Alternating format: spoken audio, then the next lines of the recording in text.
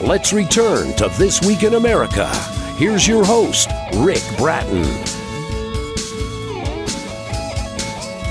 Welcome back, everybody, coast to coast. This Week in America. Author Vicky Bedi expresses in her autobiography, Whisper of Hope, Cry of Despair, that her encounters with abuse have not made her a victim, but a survivor who seeks to help others stop the cycle of abuse. It began as a biography of the author's mother, who allowed Vicky to write about American society in the mid to late 20th century, the experiences of Slavic, French, and East Indian immigrants in the United States around the turn of the 20th century, child and spouse abuse perpetrated by women as well as men, and the effects of intergenerational abuse and murder and suicide. Vicky was raised in a blue-collar town in Springfield, Vermont. She was gifted in music, lessons in organ, accordion, and voice starting at age 4, turned organist at age 15. She majored in music education, later earned a master's degree in music theory. Vicky also has a master's degree in information science. Whisper of Hope, Cry of Despair is a moving memoir about resilience and courage. And author Vicky Bedi is our guest today on This Week in America. Vicky, welcome to the program. A pleasure to have you with us. Thank you very much. I appreciate it. This had to be a difficult book for you to write. Talk about what compelled you to write this book. Why did you decide to write Whisper of Hope, Cry of Despair? Well, years ago, when I was undergoing this abuse and neglect, I promised myself that I would write it. And I'm not sure why I promised myself that. Maybe I wanted a catharsis, which didn't happen by writing it, by the way. But I also wanted to help other people who have gone through the same experiences I have or similar experiences. And I felt if they saw a person who lived through it, survived, and actually was successful, maybe it would inspire them to keep putting one foot in front of the other. Well, and the book does that. In reading the reviews, you're doing an excellent job of reaching out and helping vulnerable people that really don't know where to turn. Our guest on the program is Vicky Bedi. If you're Googling that, that's B-E-D-I. Her website is very simple, vickybedi.com. We'll have all of this on our website, thisweekinamerica.us. Vicky, who aside from your mother really influenced you to write this book? Well, obviously, coming from a dysfunctional family, I saw several cousins, what they were going through, the neglect. I didn't know about the abuse of them, but I saw a lot of neglect. I saw a lot of acting out, pranks that were downright dangerous. I saw them trying to escape in the wrong ways, to make do in the wrong ways. And so I wanted to help them. And then as I grew older, I saw people on the streets going through the same thing. It's very common in America. I see immigrants coming now who are trying to assimilate into our society, and they don't know where to begin, and they don't want to let go of their old societies because that's what they're familiar with. And I see the same problems over and over and over again. And I felt maybe I could do something about it. Well, you are, and that's interesting as we're trying to with the present day immigration situation, take it all in, make sense, make rational, humane decisions. Your book helps us do that. It gives us some insight into immigration, what is going through everyone's mind in a situation like that. The book is Whisper of Hope, Cry of Despair by Vicky Bedi, our guest on the program. Once you decide to write the book, the length is interesting. How did you decide on the length, just to get the message out there? I mean, how did you come up with the length for the book? Well, I obviously had written much more than what is in the final book, but I felt I was rambling, and so I wanted it to be like little arrows, darts striking at the reader. So I went back and shortened it to be more precise. And it was very painful to write the book. I was reliving all those days of torment, all the times I hid under the bed, all the cold. I was so cold, so hungry sometimes, because I didn't dare come out to eat. And it was very painful. It was reliving the torment again. And I simply couldn't write more. I just had to stop. But the design came later. I felt that I was putting in too much and I was just rambling, and I didn't want to do that. Were there times as you were writing Whisper of Hope, Cry of Despair that you thought, maybe I can't finish this? You touched on that, and that had to be, as you're reading the book, it's like this really took courage on your part to tell this story, to expose what you were going through. How difficult was that to maintain that? Were there times when you thought, I would like to do this, but I just can't finish this? Well, that did cross my mind several times, but I simply sat down and did it. You know, sometimes when you start typing on the keyboard, just doing things, you feel better about it. And yes, that's what happened to me. And I realized as I was going through this, that this could really help many people, not only survivors and victims, but also society in general. My friends, when they read the book, some of them just had disbelief. They didn't believe that that was happening to me while they knew me. And others accepted it at face value. And others, disbelief. They couldn't believe that anybody would go through that. That just doesn't exist. And that also made me have the goal to finish the book. You know, that's interesting that there were, I want to say, doubts in some cases, uncertainty in others. This actually happened. Is that common? Do you find that because you don't talk about it, others just think your family life is normal like everybody else's? I think people knew that my family life wasn't normal. My best friend, Deb, who is Flag in the book, she and I held on to each other from third grade on. We endured similar situations growing up, and we recognized each other. And that's the other strange thing. Most of my friends throughout my life have experienced the same thing I did. It's almost like we're drawn together. We form a unit and we don't realize why until later on. It's very strange. Well, it's a fascinating story, Whisper of Hope, Cry of Despair by Vicky Bedi. That's B-E-D-I. Her website is vickybedi.com. Book available at pageturner.us at Amazon. All of the usual places. A link on our website, thisweekinamerica.us. I talked about some of the reviews that I've read and the fact that you are really helping people, maybe even saving lives. What do readers say to you? What do people say to you? Readers, maybe even family friends that are reading your story. What feedback are you getting? Well, as I mentioned before, some people are very appreciative. It helps them understand their family members who went through similar situations. It helps the survivors and victims.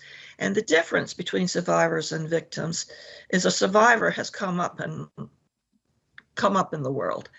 A victim constantly revisits the abuse. They just can't leave it behind. And also, I hope to reach people who are disbelievers. They just don't believe these things happen in America. They don't believe it's as common as it is. And I hope to make an indentation in their minds, get them to think that maybe it does happen.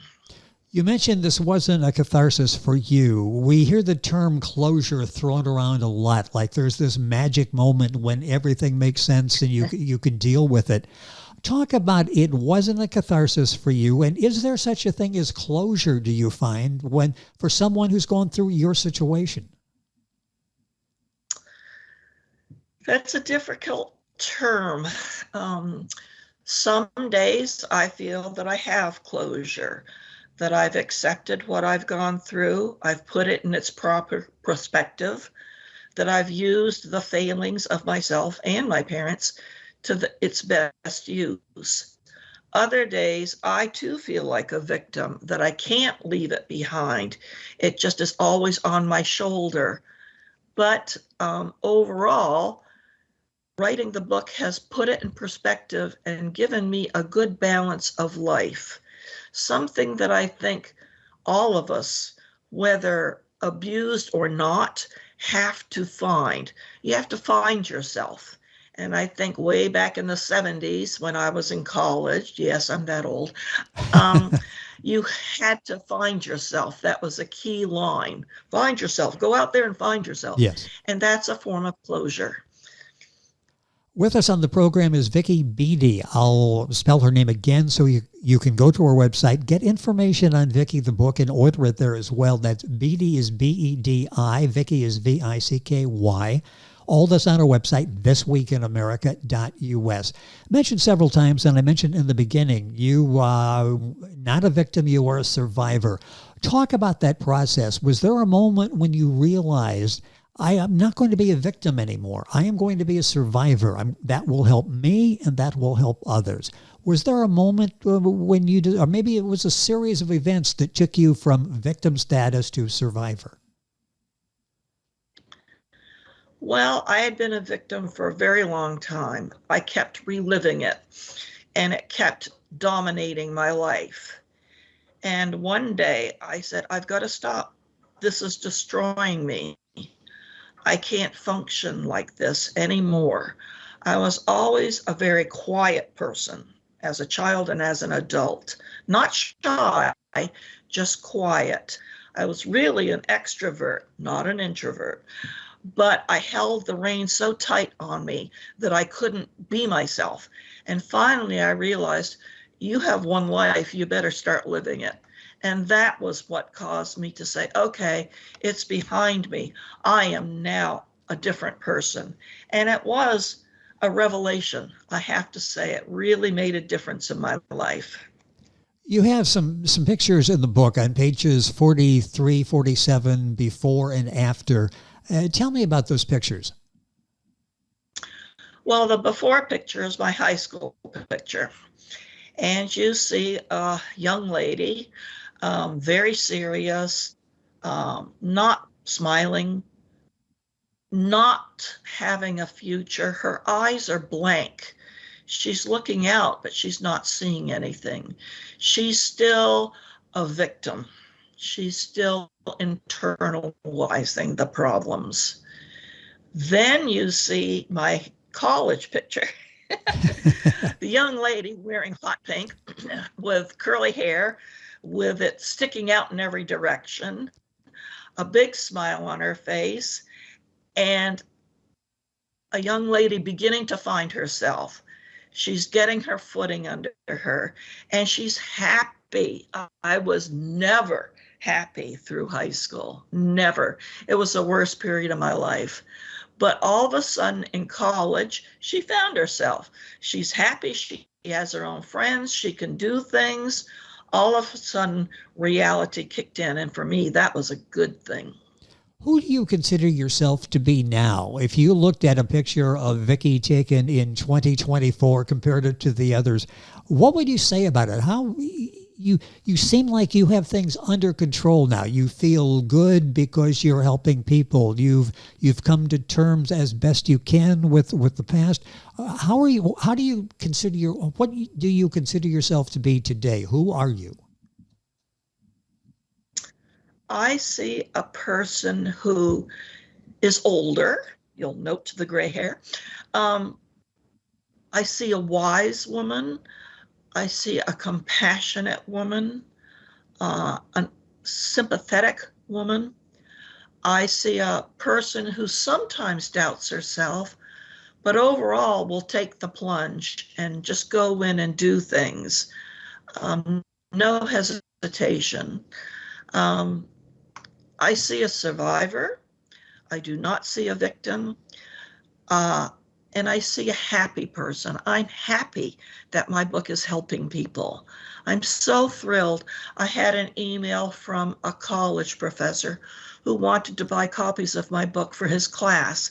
And that just made my day. I mean, oh yes, to have someone consider it helpful to a class full of people. Can you imagine?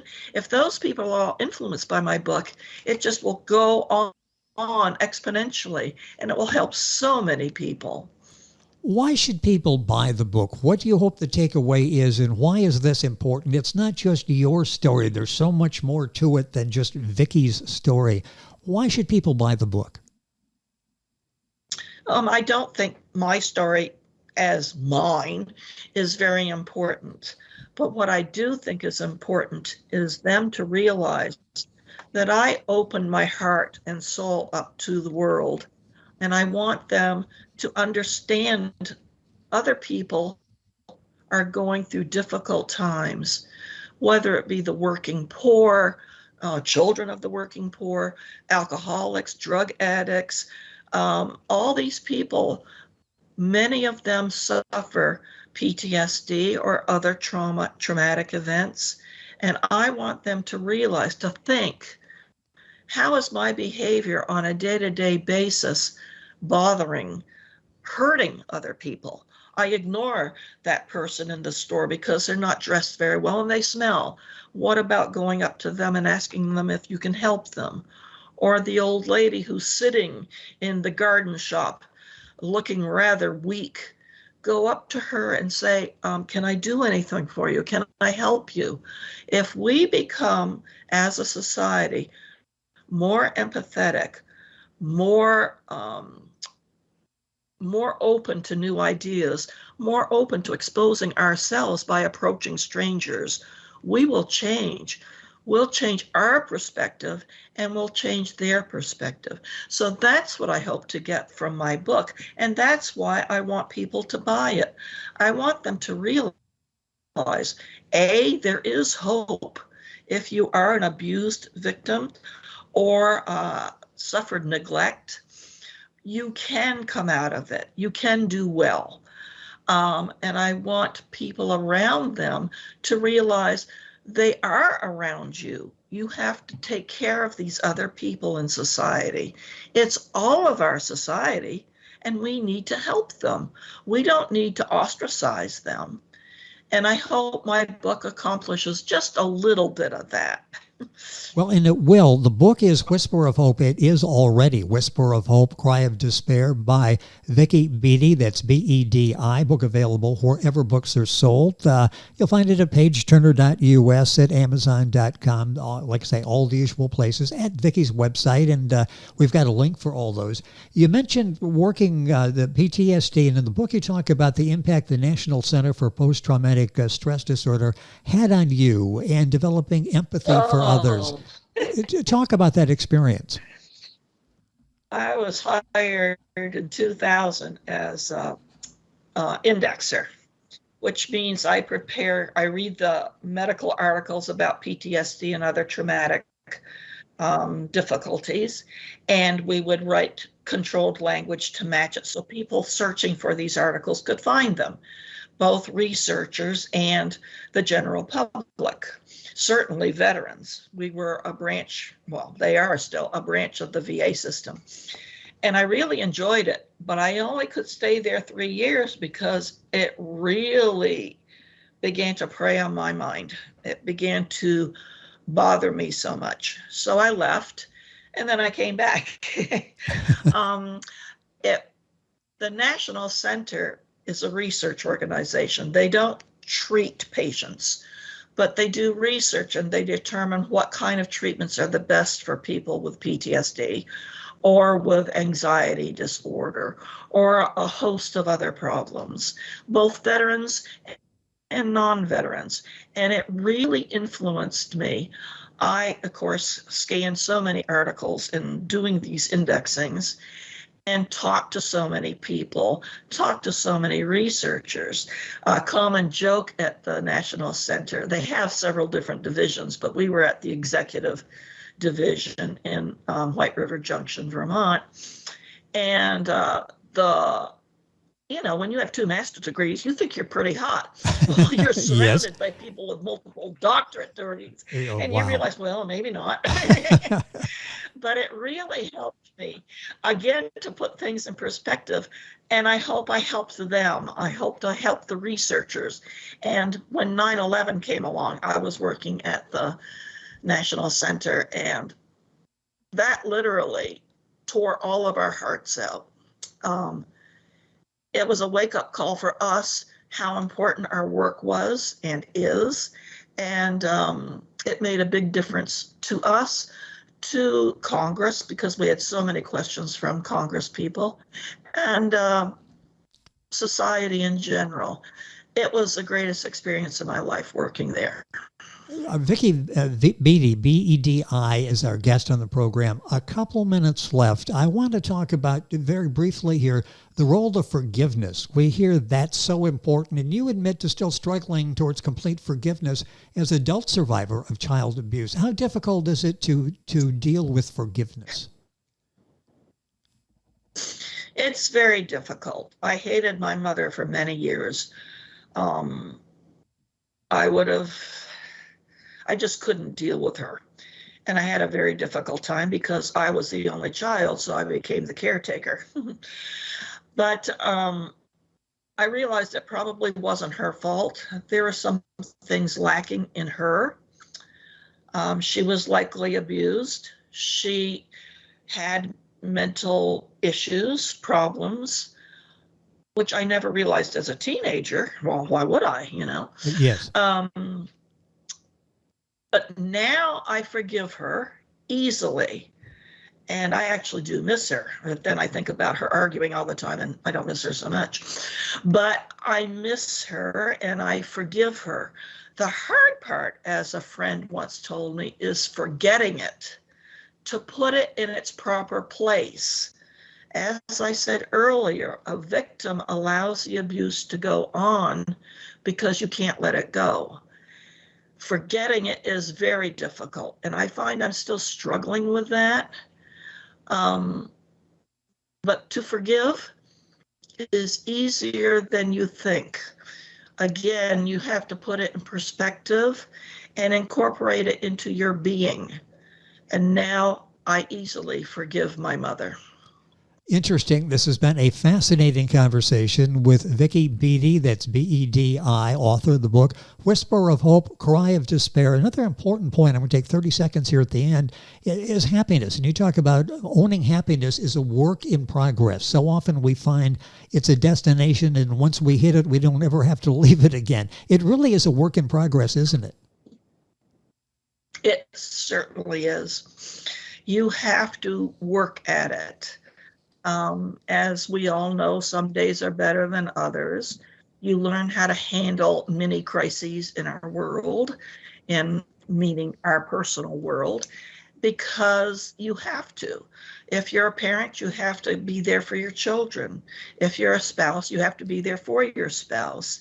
If you're a caretaker, you've got to be for the people you're caretaking. It isn't always a happy occasion. But if you smile, I find that makes a huge difference in my mood. And if you laugh at yourself, I am one of the clumsiest people on the planet, and I'm always tripping over things. And you just laugh at yourself when you do that, You just have to make it an enjoyable experience rather than, well, you get your feet under you, baby. So I think working for happiness is true, and it's a day-to-day thing, minute to minute. But you'll never regret it. Don't dwell on the negative. Don't complain. Be positive. Think of others. It makes all the difference in the world. Boy, there's been so much to take away in our conversation today with Vicky Bedi. That Vicky is V-I-C-K-Y, Bedi, B-E-D-I. Book available wherever books are sold, pageturner.us in the bookstore, Amazon, the usual places. The title of the book is Whisper of Hope, Cry of Despair. Vicky's website is vickybedi.com. Links to all this on our website, thisweekinamerica.us. Vicky, a pleasure having you on the program. Thank you so much for joining us and sharing a very important message. Thank you for having me. I truly appreciate it. It has been a pleasure. A powerful message, a powerful book, Whisper of Hope, Cry of Despair by Vicky Bedi. All this information on our website, thisweekinamerica.us. And you're listening to This Week in America. And we're back on today's program right after these messages. This Week in America is online. You can visit our website, thisweekinamerica.us. Scott Pinkerton, associate producer of This Week in America. Jay Anderson, segment producer. Ben Watson, webmaster. Otto Bechet, director of engineering and TV production. This Week in America produced and is a trademark of Blue Funk Broadcasting, LLC. For information on all of our guests and to listen to this week's show, our website again at thisweekinamerica.us. And I'm Sean Bratton, executive producer of This Week in America.